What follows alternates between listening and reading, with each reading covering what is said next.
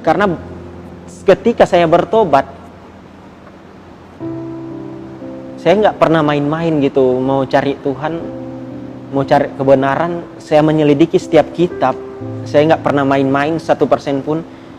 Saya cari, karena satu hal yang paling saya takutkan itu adalah masuk neraka. Karena bicara dengan masuk neraka, itu adalah abadi.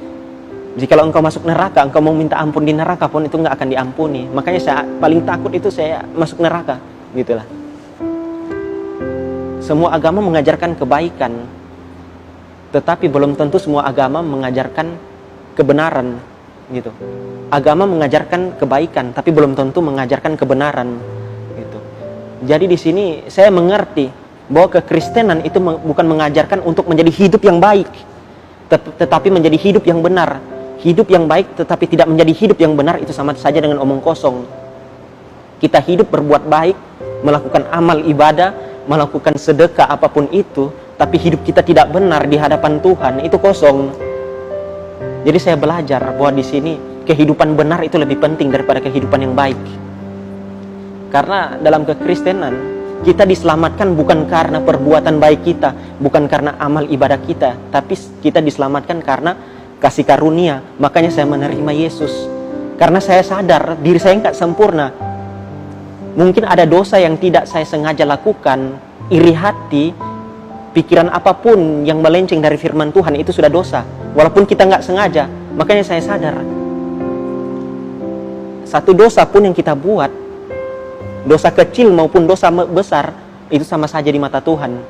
Gitu. Makanya saya takut ketika saya baca di Titus 3 ayat 5. Pada waktu itu dia telah menyelamatkan kita bukan karena perbuatan baik yang telah kita lakukan, tetapi karena rahmat-Nya oleh permandian kelahiran kembali dan oleh pembaruan yang dikerjakan oleh Roh Kudus. Segala sesuatu kita diselamatkan bukan karena perbuatan baik. Kita mau usaha, mau mengusaha keselamatan kita, kita mau memanjat untuk masuk surga, Tuhan nggak bisa disogok dengan perbuatan amal baik kita, gitu loh. Saya bilang, Tuhan, saya mau masuk surga, saya berbuat baiklah, saya sembayanglah, saya mau memberi sedekah. Oh, nggak bisa. Ajaran kekristenan bukan kayak gitu. Keselamatan itu diperoleh karena kasih karunia. Tuhan nggak bisa disogok. Karena Allah orang Kristen itu nggak bisa disogok. Lo mau sogok dengan perbuatan baik, lo mau sogok dengan amal ibadah, itu nggak bisa. Keselamatan terjadi ketika lo mengaku Yesus sebagai Tuhan dan Juru Selamat. Karena kalau engkau nggak mengaku Yesus sebagai Tuhan dan Juru Selamat, engkau nggak selamat. Karena pribadi Allah itu dalam Yesus. Kalau engkau nggak mengaku Yesus, engkau menyembah Allah yang salah. Pemikiranmu terhadap Allah, pemahamanmu terhadap Allah melenceng ke kiri, melenceng ke kanan, bukan Allah yang lurus, gitu. Makanya saya sadar bahwa diri saya nggak sempurna, diri saya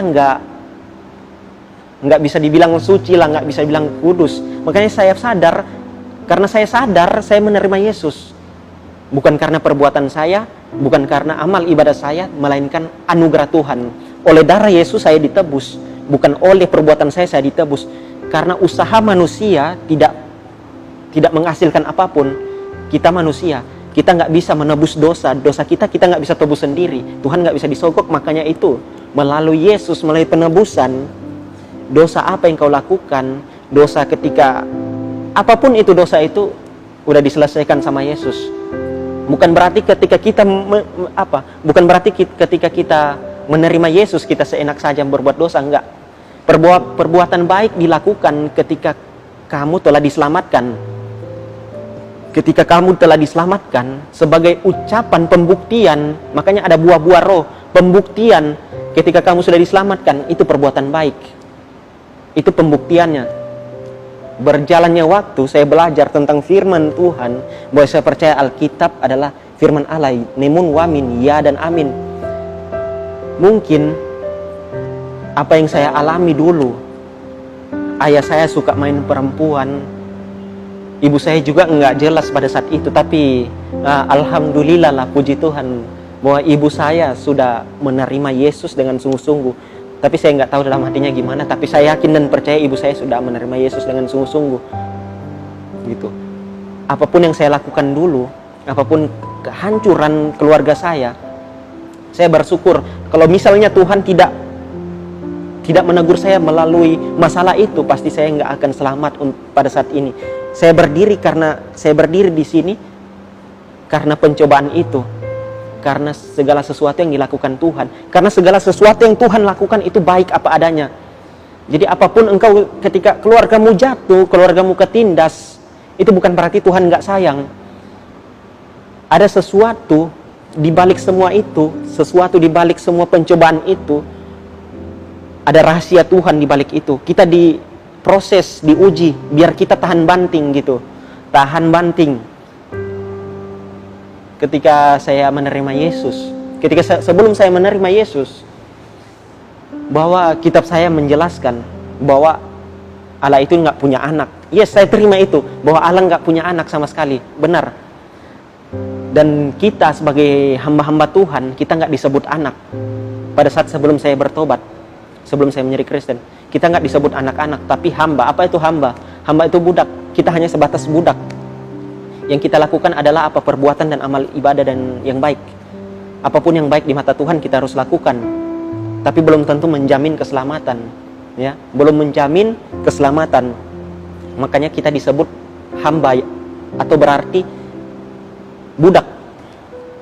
Ketika saya baca Alkitab, bahwa ketika di Injil Yohanes mengatakan ketika kita menerima Yesus, kita diberikan kuasa menjadi anak-anak Tuhan, gitu. Menjadi anak-anak Allah, gitu. Saya mulai berpikir, bagaimana mungkin seorang bapa tidak mengasihi anaknya, dan bagaimana mungkin seorang anak tidak mengasihi bapaknya, gitu. Tapi belum tentu seorang tuan mengasihi budaknya. Bisa saja seorang tuan menjual budaknya. Makanya saya pilih Kristen. Makanya saya lebih memilih Kristen, karena saya diangkat menjadi anak.